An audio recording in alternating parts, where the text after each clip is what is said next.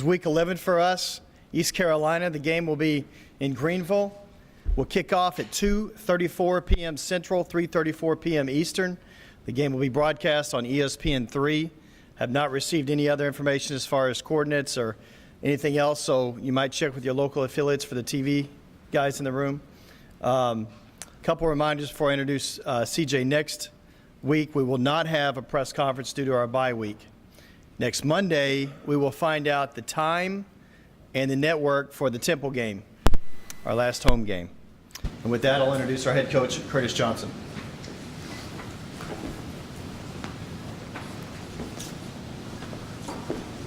First of all, I'd like to, pretty sad day for us. Just to send my condolences to the Selfo family, the passing of their son. And it's Sam. It's very tragic. It's near and dear to me. I have 3 sons of my own. It's always hard for a child to perceive a family. A little bit about the game. I thought our defense played outstanding, for the most part. They had a couple runs in there where they did well, but I thought they really matched up with them good. This is the best team in our conference, one of the best teams in our conference, and golly, I thought they came out gangbusters. Our 2 freshmen, and I feel for them, but the growing pains, you got to go through it. As good as they played against Houston, that's kind of as bad as those plays were against Memphis. It was just unfortunate, the 3 picks by Tanner, 2 pick sixes, Dontrell, the 2 fumbles that, just some stuff that we can't do. I didn't think a lot of our guys played very well. I thought the one thing we did do, we ran the ball well. It was good to see Cedric come back, get in the lineup. Sherman's still a little bit gimpy, but just unfortunate that, he didn't play better. And you just want those guys to always play better, but, I understand the youth of it. We never talked about bowl games, ever. And it's just, it's unfortunate that we're not in one, but we'll be back in the bowl games in a not so distant future. Any questions? Questions?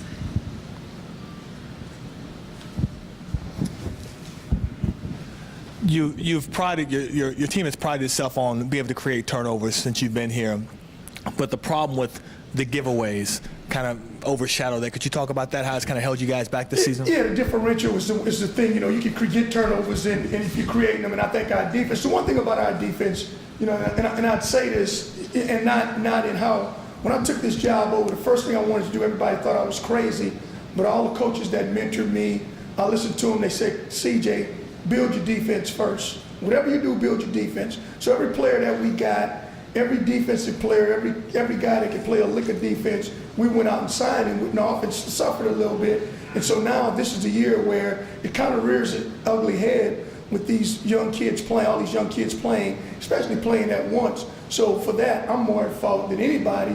But the turnover differential, more than just turning the ball over, the turnover differential, I think is the #1 stat. That and being able, the ability to run the ball will create wins for you. And we did a great job turning guys over, but there's no way that you can play Pop Warner ball and if you turn the ball over 5 times. I don't think you're going to win. The score should have been worse. There were a couple positions, maybe deep snapper, maybe running back, that it looks like maybe there's more competition this week at those positions. I mean, have you opened that up a little bit, or are you? Well, the running back, here's the thing about the running backs. I love them all. I love them all. These kids will be, they'll play. They'll be the reason why we win this conference one day. Every one of them very good players. It's just we got to do it by committee because guys are banged up a little bit. And because, we have packages for certain guys, we try to accent what they can do. The little thing about Dontrell, I think, he's probably doing too much as a true freshman. And so now with Sherman being out and Cedric being out, it's probably a little bit too much on his plate. But, it's good to have a learning experience. Deep snapper, right now we just go on with Lasanage again. I thought he made the one bad snap, but I thought the other snap hit Peter in the face. All he got to do is catch it and put it down. Did you tell you about the bad snap? Was there anything that went on with him, or? He just said he messed up, basically. Hey, CJ, with Tanner, with throwing the 2 pick sixes on Saturday, is there a worry that he could start getting gun shy, that he's worried about throwing this many interceptions that could be a detriment, especially when they're pick sixes? You always worry about those types of things. But I think with this kid is he has an uncanny ability to put stuff behind him. The thing I love about him is, one, he never blames anyone else. Secondly, he always knows his mistake. We're coming off the field, seeing it on film, and thirdly, he acknowledges it. He'll show you in the film, yeah, coach, look, all I should have done was that. So when you're doing those types of things, you have a lot of confidence in him. And again, I have to remind myself that he's a freshman. Last time he threw a ball was at Jesuit High School 2 years ago. And secondly, this conference is a little bit tougher than he anticipated. And so he thought it was going to be a lot easier. But it's good that it's not easy, because now he's going to prepare harder, and he is preparing harder, and he's going to really, really work hard at it. A lot of people say the focus now should be on building for next year in the last 2 games. I looked up Memphis last year, and their last 2 games got blown off the field, and that didn't seem to have any carryover effect this year. Are you still looking at this year and getting things accomplished in these last 2 games? Absolutely. We got to play the games ahead of us. What we're going to do, we're going to play the hardest we can. We're going to play the best players that we can. Now, we're going to look at some young kids, but we've been looking at young kids all year long. I'm telling you, we want to go out, we want to win these games, and we want to create some momentum. If you win 5 games, you look at least a lot better than winning 3. So, it looks better in recruiting. So, what you want to do is just continue to play hard, continue to win. The one brand that we do have in this program, we play hard and we never quit. Coach, can you chalk up everything to inexperience, or do you think in the offseason there needs to be a serious evaluation of where you're headed offensively? No, I don't think no, not at all. I think the offense is on track exactly where we wanted to go. We talked about what we're going to do when I got here. First thing we want to run the ball. I think we're doing that. For 2 years, we hadn't done much running the ball. Schematically, we're doing it. We're doing a great job running the football. We averaging over 150 yards per game. Secondly, in the passing game, we hit and we miss. We hit and we miss. Last year we had a receiver that caught the ball over 1,000-yard reception. He's playing for the Washington Redskins. So now, what it is just continue to get together, continue to get this thing where we want it to be. There's a lot of stuff that we want to do that we're not doing. I'm looking at some of these quarterbacks. These 3- and 4-year players are playing outstanding. I think we'll be there. As kind of a follow-up, there's not a lot of schools. The spread has kind of taken over FBS football, and there's not a ton of schools playing the offense that you play. Do you think it's harder to recruit players to this offense because of the preponderance of the spread in high school football? Or do you think that won't be a problem? No, I don't think that's a problem. I think what happens is if those kids look 4 years down the line, you look at receivers and quarterback from the spread offense, hardly any of those guys are successful in the NFL. So if you're going to sell NFL, that's why I love what Stanford's doing. I love what Notre Dame's doing. I like what Florida State's doing. Look what Alabama's doing. They went to the NFL to hire Lane Kiffin. So all these guys all these teams that's really winning, that's doing a great job, are starting to go back to what we're doing. I think I'm out of this thing a little bit after Stanford offensively. They struggled early on when they got there, but when they got their offense down and what they're doing, the reason why they're beating people because they're playing pretty much what I call a smart man's offense. Once you get older kids in it, you get older guys, and then it also attracts great quarterbacks. There aren't many good drop back quarterbacks that's going to be able to that's playing in the spread. All those guys are getting hit and they're getting hurt. The best spread quarterback was Manziel.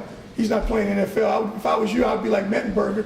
I'd be a drop back quarterback. I watched him last night. He played pretty good. East Carolina, though they've lost last 2 games, they're a pretty solid-looking opponent. Kind of characterize them for me. Outstanding offensively. Outstanding. The quarterback, Carden, is one of the best players. They got a couple receivers. This little receiver, he gave us the blues last year. He got about 13 big physical offensive line. Defensively, they've had some of their struggles also, just similar to us, that we were doing on offense. They got a bunch of new guys on defense, and they play together sometime. They're a little bit inconsistent, but they're athletic on defense. Just where they are, they're going to get athletes on defense. So this team is a really, really good football team. They have experience on offense. That's why they score against everybody. The one thing we got to do, our defense got to come to play. We got to stop and shut these guys down a little bit. How are you doing health-wise coming out of this game? This was a pretty tough one for us. We got Charles was injured. LeCedric still hadn't practiced. Sherman gimped up again. Arturo. We got a bunch of guys that's injured, but they all play because it's this time of year. It was a physical game. I thought Memphis was physical. They played hard. They played tough. And they're definitely older than us. We can't. Last year the same deal. They won 3 games, and those guys were younger kids, and now they grew up. And then you look at their roster, they're all seniors. Two questions, CJ. Going back to Tanner Lee for a second. Last week after the game against Memphis, we asked you about the decision of not taking him out, and you said it doesn't help the team going forward. How much does it help him knowing that he can throw 2-3 interceptions and not have to look over his shoulder that he's being taken out of the game? I mean, at a certain point he may, but he's not being pressured. I got to get it done. He can kind of continue to grow. What I think it is, I think you just got to know the player. The player is a player that's really hard on himself. He's really demanding of himself. And those types of players, you love for them to work through it. You want to see him work through it. The biggest thing that he did in the game was every time he got knocked down, he got right back up and he's beginning to move the ball. He handed the ball off, he made a couple throws here, and he threw another pick. So then and look, I would say this, the one drive down at the end of the game, they still had their starters in. He drove us down, got us in the end zone. That's the kind of stuff that you love that. Because it would have been very easy for him to just throw it up and throw another pick and say, forget about it. He cares about what we're doing. He's starting to understand what we're doing. I think it's excellent what he's doing. And my other question is, and to piggyback on Ed's question about, when does it go from being it's freshman mistakes to, okay, these guys have about 10 games under their belts now. Right. When it comes to the turnovers, how do you get these guys to stop turning the ball over? I thought we pretty much had it. Pretty much figured out in the last couple of games, but I don't think it's freshman mistakes anymore. I think it's just being careless. These guys aren't freshmen anymore. They 10 games, whatever, however many games in. It's just careless. There's too much, and I would say this about Dontrell's too much on his plate. I think Tanner's just, I thought the first pick he was overconfident. He saw the look. The corner just kind of took 2 steps back and just drove on it. Hey, check it down in the back like he did a week ago. So just things like that. When you see it on film, it's glaring. Wow, the kid sees it. Edward Williams, he continues to he's pretty much won that spot outright, the starting spot at middle. You look at it, you would say so. This kid reminds me of what we did. Reminds me of DJ Williams. Mm-hmm. I would always tell John, John get frustrated with him, and it's hard. For him to play he's an outside linebacker playing in the middle. And so, so things he just didn't see, you got to see the tackle box.